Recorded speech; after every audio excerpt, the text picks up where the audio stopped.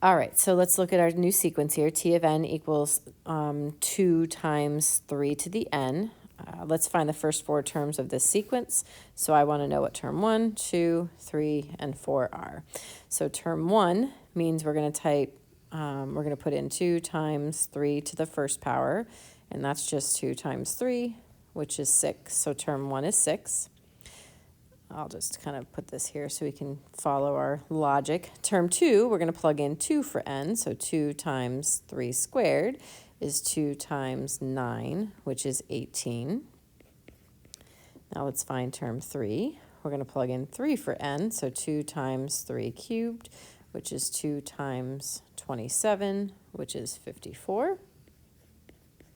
And then term 4 is 2 times 3 to the 4th power, so that's 2 times 81, which is 162.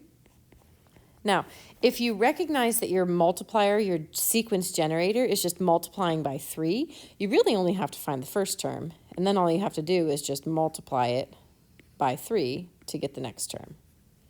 So that would be a couple ways that you can do that. So our first 4 terms are 6, 18, 54, and 162.